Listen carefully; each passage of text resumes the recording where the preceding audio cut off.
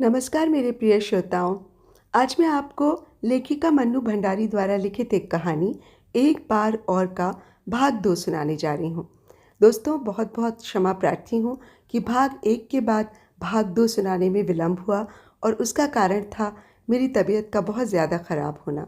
पर अब मैं कुछ बेहतर महसूस कर रही हूँ तो सोचा आप सबको भाग 2 भी सुना दूँ। भाग 1 में आपने सुना कि किस तरह बिन्नी और कुंज का रिश्ता जो कि 5 साल पुराना था वो अब हाशिए पर आकर खड़ा है। और उसका कारण था कि कुंज अब अपनी वैवाहिक ज़िंदगी को छोड़कर बार बार बिन्नू के पास आने में अपने को अपराधी महसूस करता था। और इधर बिन्नू की सहेली सुषमा इस रिश्ते के अब काफ़ी खिलाफ हो चुकी थी। उसी समय नंदन, जिसके साथ रिश्ते की बात उसके भैया पहले भी कर चुके थे, वो अचानक उसी शहर में आ जाता है। अब आगे बिन्नी बिन्नी ने ज़रा सा सिर उठाकर देखा तो सीढ़ियों पर सुशी खड़ी थी। नंदन आए हैं। और वो जैसे आई थी वैसे ही लौट गई। बिन्नी क्षण भर यही सोचती रही कि ये मात्र सूचना है या बुलावा। फिर वो उठी। खड़े होते ही सामने फाटक पर जीप खड़ी दिखाई दी। आश्चर्य है, उसने जीप की आवाज़ नहीं सुनी। नीचे उतरकर उसने साड़ी और बाल ठीक किए।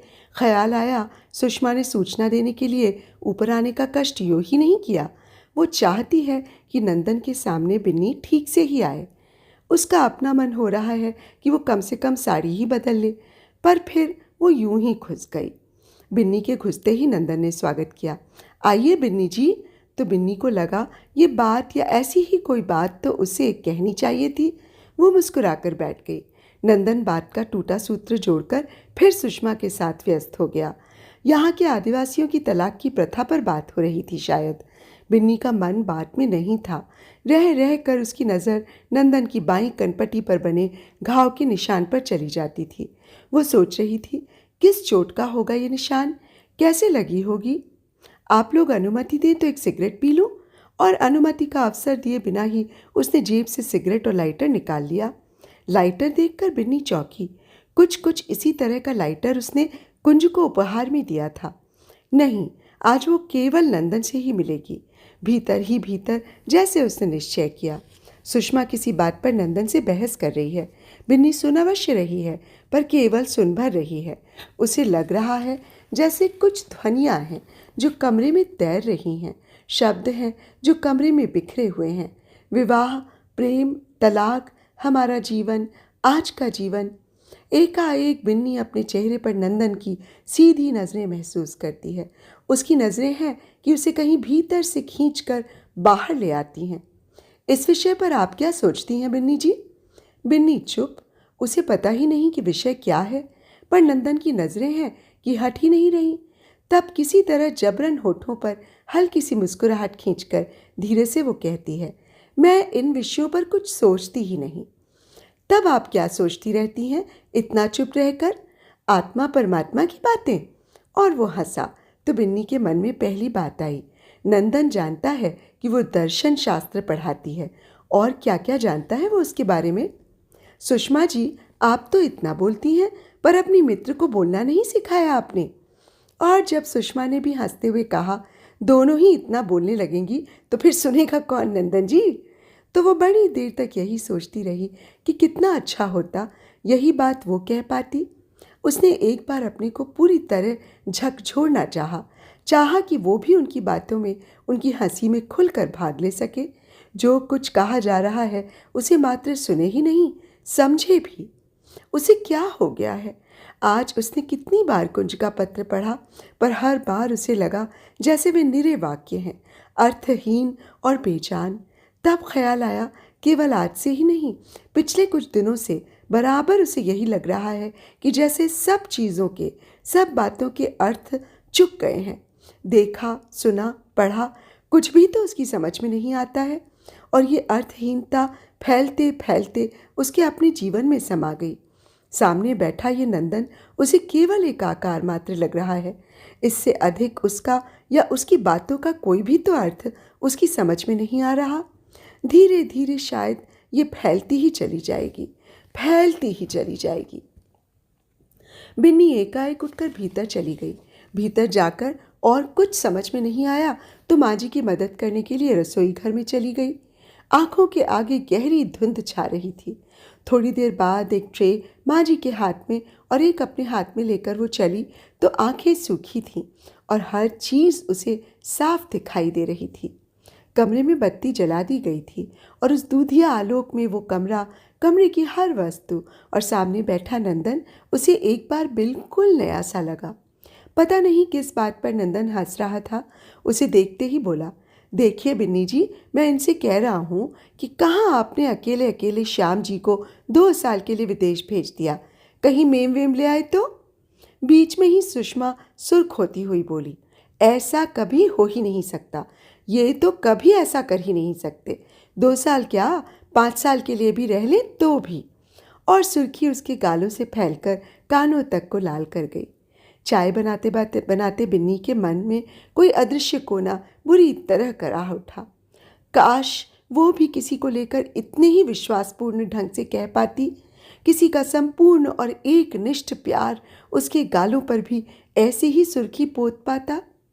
अनायास ही उसकी नज़र नंदन की ओर उठ गई। फाटक पर खड़े खड़े ही आने वाली संध्याओं का कार्यक्रम बन रहा था।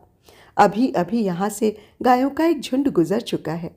धूल का गुबार और गले में बंधी घंटियों का स्वर धीरे धीरे दूर होता जा रहा है। तीसरी बार और अंतिम बार नमस्कार करके नंदन जीप में बैठ गया। घर घर के जोरदार शब्द में एक क्षण को और सारे शब्द जैसे डूब गए। कच्ची सड़क पर पहियों के गहरे निशान छोड़कर नंदन की जीप दूर जाकर अदृश्य हो गई।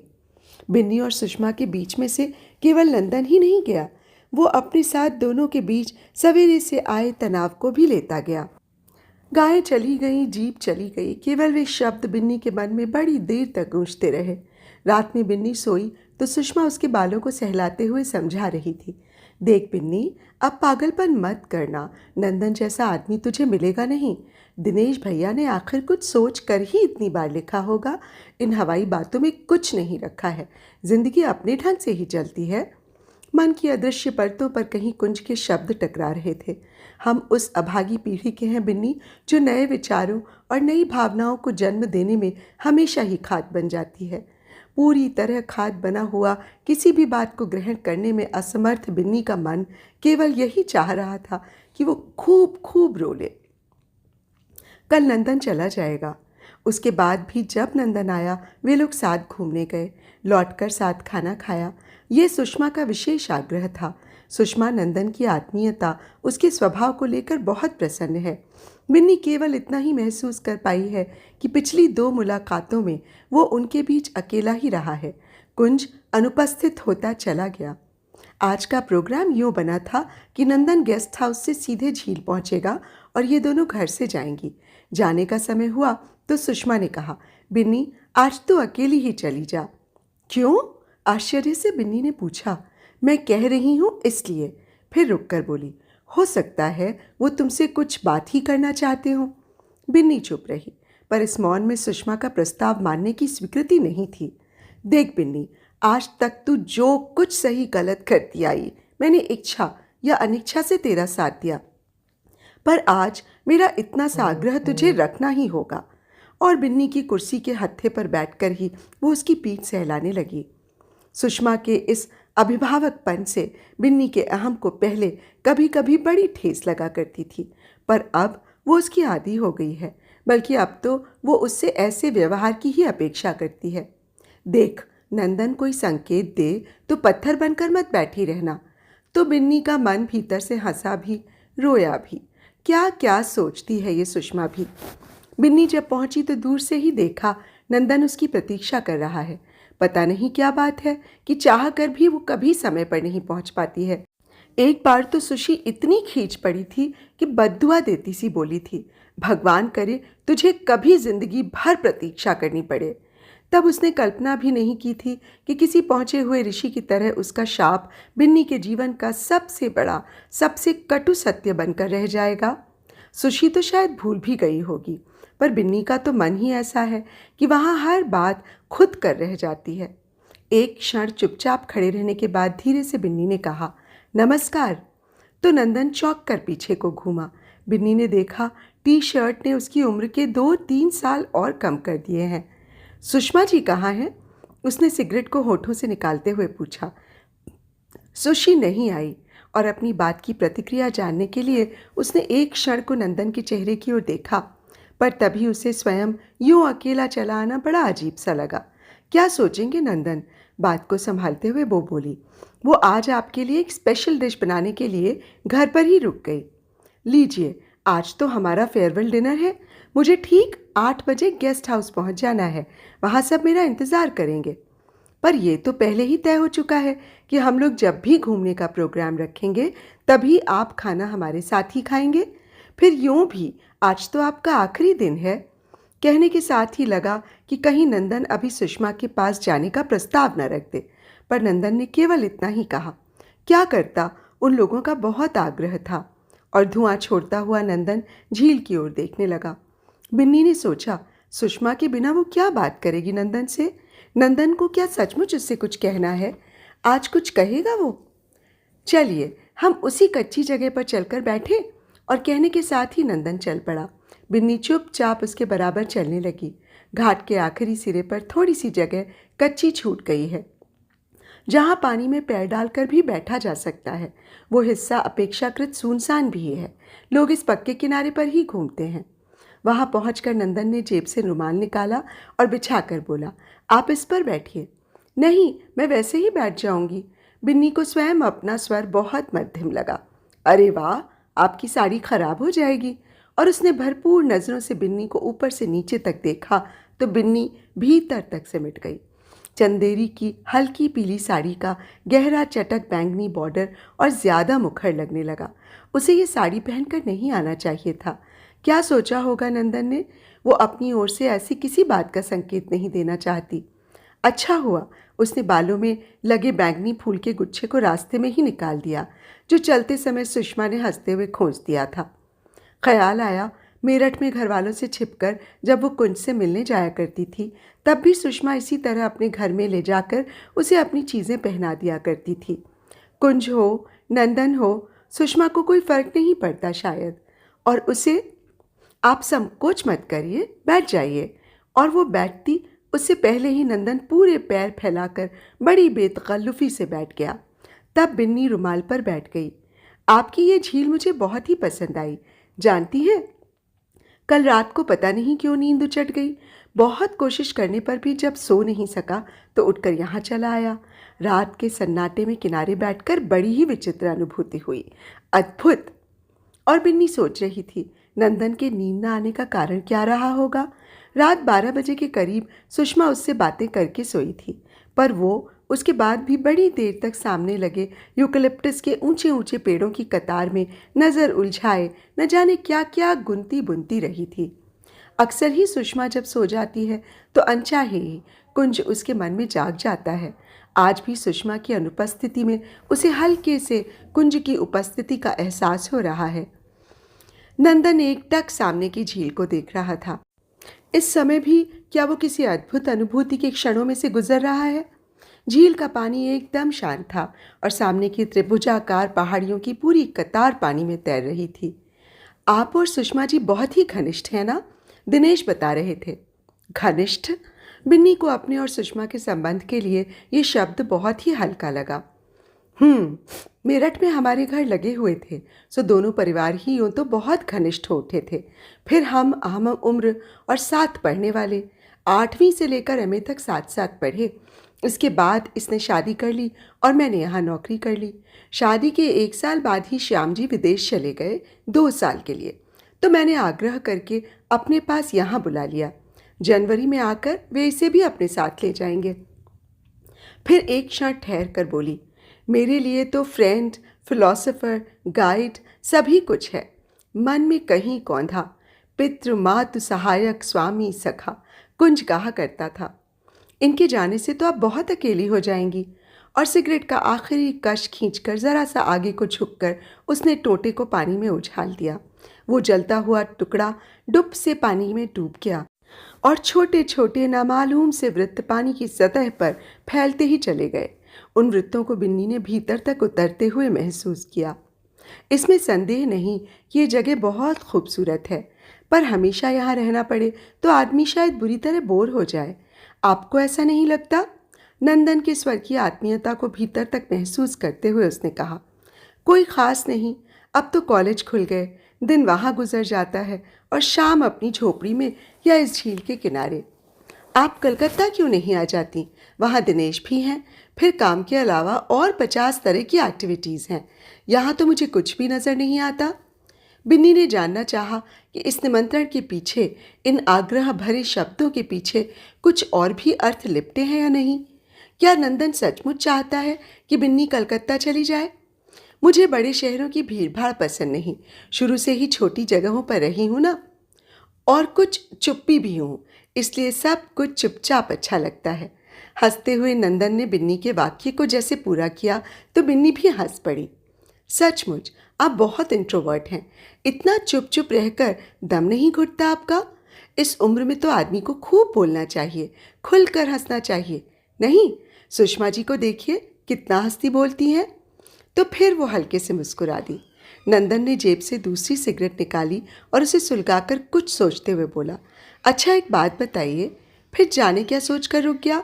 आंखों में प्रश्नवाचक भाव आजे बिन्नी एक टक नंदन को देखती रही। देखिए, कुछ गलत मत समझिए, यूं ही मेरे मन में कुछ जिज्ञासा है। बिन्नी को अपने हृदय की धड़कन तक सुनाई देने लगी। सीधे ही कुछ पूछ लिया तो? सुषमा जी और श्याम जी के संबंध तो बहुत अच्छे हैं ना? हाँ, क्यों? विस्मय से बिन्नी ने पूछा। उन्होंने दुनिया भर की बातें की, पर श्याम जी के बारे में पूछने पर ही कुछ बताया, जबकि औरतों के पास बात करने के लिए पति पुराण के सिवाय कोई और विषय नहीं होता। और नंदन हंस पड़ा। बिन्नी के मन में मुक्ति और हल्की सी निराशा की भावना एक साथ ही जागी। बहुत बहुत अच्छे हैं, मैंने तो ऐसा डिवोटेड कपल नहीं देखा। और कहने के साथ ही उसके अपने भीतर कहीं एक बिखरा स्वप्न कसमसा उठा। उनको देखकर तो मुझे भी यही लगता है, पर जब जब वे मिली, उनकी प्रेम और विवाह वाली बातों से लगा जैसे ये मात्र जिज्ञासाएं नहीं हैं, मानो इनका संबंध कहीं व्यक्तिगत जीवन से जुड़ा हुआ है। एक क्षण को बिन्नी भीतर तक से हर उठी, पर फिर अपने को सहज बनाती सी बोली, उसकी तो आदत है कि किसी बात के पीछे पड़ जाती है तो जब तक उसका रेशा रेशा न उधेड़ दे उसे चैन नहीं मिलता। और वो मुस्कुरा दी। Really she is a nice lady. फिर सिगरेट के 2 कश एक साथ खींचकर उसने कहा, ये 16 दिन कैसे निकल गए पता ही नहीं लगा। दिनेश ने मुझे कहा था कि खाली समय के लिए you will find them a good company. फिर ज़रा ठहरा, आप लोगों के साथ बिताए ये दिन याद आएंगे, खास करके झील के किनारे की ये शामें। बिन्नी को लगा जैसे नंदन का स्वर कहीं दूर से आकर उसके मन की गहराइयों में गूंजता चला जा रहा है और अर्थ हैं कि खुलते चले जा रहे हैं। सुषमा की बात याद आई, कोई संकेत दे तो पत्थर होकर मत बैठना। और उसकी तेज निगाहें नंदन के मन तक पहुंचने के लिए छटपटाने लगीं, पर नंदन अपने में ही खोया सा झील की ओर देख रहा था। चुप चुप बिन्नी घुटनों पर ठोड़ी तिकाए उंगली से जमीन पर आड़ी टेढ़ी लकीरें बनाने लगी। समय के साथ साथ उसकी बेचैनी बढ़ने लगी। एक बार उसने उड़ती सी नज़रों से नंदन की ओर देखा भी और उसे लगा जैसे नंदन शब्द ढूंढ रहा है। ऐसा कुछ कहने के पहले शायद आदमी इसी तरह चुप हो जाता है। वो शब्द ढूंढता है, मन ही मन उन्हें दोहराता है, साहस जुटाता है, सामने वाले पर होने वाली प्रतिक्रिया के लिए अपने को तैयार करता है। क्या कहेगा नंदन? दिनेश आपसे 5 साल बड़े हैं ना? हाँ, उसने मन की खींच को दबाते हुए कहा। बहुत बातें किया करते हैं वे आपकी। तो बिन्नी का मन हुआ कि पूछे भैया उसके बारे में क्या क्या बातें करते हैं। आप पिछले 2 सालों से कलकत्ता क्यों नहीं आई? बस उधर का प्रोग्राम ही नहीं बना। इस बार क्रिसमस में आइए, उन दिनों कलकत्ता बहुत प्लेजेंट होता है। देखिए तो उस शोर शराबे का भी अपना एक आनंद होता है। फिर मैं आप लोगों को कतई ऊबने नहीं दूंगा। इस आग्रह से बिन्नी कहीं आर्द्र हो उठी। इच्छा हुई खुल कर कह दे, नंदन मैं बहुत बहुत ऊबी हुई हूँ इस जगह से, इस नौकरी से, इस जिंदगी से। पर कुछ नहीं कह पाई वो, केवल कुछ और सुनने की आशा से नंदन की ओर देखती रही। देखते ही देखते अंधेरा आसमान से उतरकर सबको धूमिल बनाता हुआ पानी में घुल गया और उसने झील में तैरते हुए पहाड़ों को निगल लिया। तभी एकाएक घाट की सारी बत्तियां जल उठीं और झील में एक से दूसरे सिरे तक सुनहरी खंभे झिलमिलाने लगे। बिन्नी जी, उसे लगा जैसे नंदन का हाथ उसके कंधे पर आ गया है। उसने चौंक कर देखा, नहीं, नंदन वैसे ही दोनों फैली हुई हथेलियां पीछे टिकाए बैठा है। उसने साड़ी का पल्ला खींचकर अपना कंधा ढक लिया। उसे ऐसा क्यों लगा? नंदन को क्या एक बार भी ख्याल नहीं आया कि यह भी तो एक तरीका हो सकता है? अभी कुंज होता तो? आप बुरा न माने तो मैं यहाँ थोड़ी देर लेट लूँ? और बिन्नी कुछ कहती उससे पहले ही बिना उससे पूछे उसने बिन्नी का पर्स उठाया और उसका तकिया बनाकर चित लेट गया। बिन्नी को हल्की सी निराशा हुई। क्या वो कुछ देर और बात नहीं कर सकता था? पर साथ ही साथ वो आश्वस्त भी हुई। वो लौट चलने की बात भी तो कह सकता था। नहीं, वो लेटकर शायद अपने को साध रहा है, बिन्नी को भी समय दे रहा है। हो सकता है कि इस बार उठकर साफ साफ ही पूछे। बिन्नी ने जरा सा सिर घुमाकर नंदन की ओर देखा। छाती पर दोनों हाथों का क्रॉस बनाए, आंखें बंद किए नंदन चित लेटा था। एक झटके से सारा दृश्य बदल गया। रीगल के सामने के मैदान में ऐसा ही अंधेरा कोना था और ठीक इसी तरह मुंह पर रुमाल डाले कुंज लेटा हुआ था। मुड़े हुए दोनों घुटनों को बाहों से घेर कर उस पर गाल टिकाए बिन्नी बैठी थी। दुविधा के ऐसे ही क्षण उन दोनों के बीच से भी गुजर रहे थे। कनॉट प्लेस की सारी चहल पहल से अछूता उसका मन इस बात पर केंद्रित हुआ था कि कुंज क्या कहेगा। बात टूटी भी तो ऐसी जगह थी कि बिन्नी झगड़ा किया तो 3 साल तक मुड़कर खबर नहीं ली। मैंने लिखा कि यदि तुम मुझसे संबंध नहीं रखना चाहती हो तो मेरे सारे पत्र लौटा दो, और तुमने बिना एक क्षण भी ये सोचे कि मुझ पर उसकी क्या प्रतिक्रिया होगी सारे पत्र लौटा दिए। मैंने भी समझ लिया कि तुमने पत्र नहीं, मेरी सारी भावनाएं, मेरा सारा प्यार मुझे लौटा दिया। उस समय मेरे पास था ही क्या, बेकार निठल्ला सा घूमा करता था। तुमने सोचा होगा कौन लड़की मुझ जैसे व्यक्ति की ज़िंदगी में आना पसंद करेगी। बेकारी की मुसीबतों और परेशानियों से भरे वे दिन, और ऊपर से तुम्हारा यूं कट कर निकल जाना। कितना टूटा टूटा लगता था उन दिनों मुझे, कितना अकेला हुआ था उन दिनों में। और ऐसे में ही मधु जो आई तो बस आती ही चली गई। बिन्नी कुछ नहीं बोली थी, केवल उसकी आंखों से आंसू बहते रहे थे। कुंज उन आंसुओं के सामने जैसे बहसा आया था। अच्छा बिन्नी, मान लो मैं अपनी ज़िंदगी के उन 2 सालों को पोंछ दूं और फिर तुम्हारी ओर हाथ बढ़ाऊं तो पहले की तरह फिर छोड़कर तो नहीं चल दोगी ना? मैं कहीं का भी नहीं रहूँगा। अपनी ही बिन्नी पर तुम्हें विश्वास नहीं? भीगे से स्वर में वो केवल इतना ही कह पाई थी। फिर पूछा था, पर मधु का क्या होगा? उसे समझाऊंगा, उसे समझाना ही होगा। कहीं दूर खोया हुआ कुंज बोल रहा था। फिर एकाएक ही फूट पड़ा, पर क्या समझाऊंगा? उसका दोष ही क्या है जो उसे इतनी बड़ी सजा दूं? और वो मुंह पर रुमाल डालकर घास पर चित लेट गया था। बिन्नी निःशब्द रोती रही थी। कनॉट प्लेस का सारा माहौल अपनी रफ्तार से पूरे शोर शराबे के साथ गुजर रहा था। थोड़ी देर बाद ही कुंज झटके से उठा था और उसका हाथ अपने हाथ में लेकर बोला था, we are married Binny, we are married. बिन्नी अवाक सी उसका मुंह देखती रही थी, मानो उन शब्दों का अर्थ समझने की कोशिश कर रही हो। और तब कनॉट प्लेस की सारी नीली लाल बत्तियां जगमगाती हुई उसके चारों ओर से मट आई थीं और आसमान के सारे तारे दिप दिप करके उसी वाक्य को दोहराने लगे थे। पर ठीक 1 महीने बाद ही वो औंधी लेटकर रो रही थी, फूट फूट कर और बिलक बिलक कर, और सुशी गुस्से में बावली हो हवा में मुट्ठियां उछाल उछाल कर चिल्ला रही थी, झूठा, नीच, धोखेबाज। विवाह की सूचना देते हुए कुंज के पत्र के टुकड़े इधर उधर छितरे पड़े थे। अब चला जाए? अपने में ही डूबी बिन्नी नंदन का उठना जान ही नहीं सकी, पर इस वाक्य से उसे जैसे कहीं गहरे पानी में से उबाल लिया। अनायास ही उसके हाथ आंखों पर चले गए। कहीं आंसू तो नहीं आ गए? यहाँ लेटा तो समय का कुछ ख्याल ही नहीं रहा। वहाँ खाने पर सब लोग मेरा इंतजार कर रहे होंगे। खड़े होकर कमीज और पतलून झाड़ते हुए नंदन ने कहा। तब बिन्नी को ख्याल आया कि नंदन को कुछ कहना था। वो आशा कर रही थी कि नंदन कुछ कहेगा, उसने बड़ी याचना भरी दृष्टि से देखते हुए कहा, इंतज़ार तो सुषमा भी कर रही होगी। और अनमनी सी बिन्नी उठी। मुझे बहुत बहुत अफसोस है, क्या करूं, आप मेरी ओर से माफ़ी मांग लीजिए। उनसे तो गुड बाय भी नहीं हो सकी। बिन्नी घाट पर फैली रोशनी में धीरे धीरे सरकती दोनों परछाइयों को देखती देखती आगे बढ़ रही थी। जरा सा आगे पीछे होने पर दोनों परछाइयाँ एक दूसरे में घुल मिल जाती तो उसका मन जाने कैसा कैसा होने लगता। घाट की अंतिम बत्ती के नीचे नंदन ने घड़ी देखी। 8:20। फिर क्षमा याचना के स्वर में बोला, आज तो मैं आपको छोड़ते हुए भी नहीं जा सकूंगा। रात हो गई है, आप अकेली। मेरी चिंता मत कीजिए, मैं चली जाऊंगी। खेत पार करके ही तो सड़क मिल जाएगी, शायद कोई तांगा ही मिल जाए। दोनों कच्चे रास्ते पर आए तो नंदन ने जेब से टॉर्च निकाल कर जला ली। आपके पास टॉर्च भी नहीं है? खेत का ये रास्ता तो बड़ा उबड़ खाबड़ है, ना हो तो आप मेरी टॉर्च ले जाइए। नहीं नहीं, आप ज़रा भी परेशान ना हो। 3 सालों में इस रास्ते से बहुत परिचित हो गई हूँ, मुझे आदत है। और जहाँ दोनों के रास्ते अलग होते थे, नंदन रुका।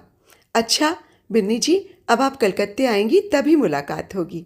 सवेरे तो बहुत जल्दी ही हमको रवाना होना है, मिलने भी नहीं आ सकूँगा। सुषमा जी को नमस्कार कहिए और मेरा निमंत्रण उन तक भी पहुँचा दीजिए। फिर एक क्षण ठहर कर बोला, धन्यवाद तो क्या दूँ, फिर भी आप लोगों के साथ समय बहुत अच्छा कटा। बिन्नी चुपचाप बस नंदन के चेहरे को देखने की कोशिश करती रही। अच्छा बाय बाय। और उसने बिन्नी का हाथ अपने हाथ में लेकर हल्के से दबाकर छोड़ दिया। किसी तरह शब्दों को ठेलकर उसने कहा, भैया भाभी को याद करिएगा। ज़रूर ज़रूर। और वो मुड़ गया। बिन्नी पेड़ की आड़ में खड़ी होकर उसको देखती रही। अंधेरे में नंदन की आकृति एक बड़े से धब्बे में बदल गई, जो धूमिल और छोटी होते होते पेड़ों के झुरमुट में अदृश्य हो गई। तो अभी आप सुन रहे थे मन्नू भंडारी जी द्वारा लिखित कहानी एक बार और का दूसरा और अंतिम भाग।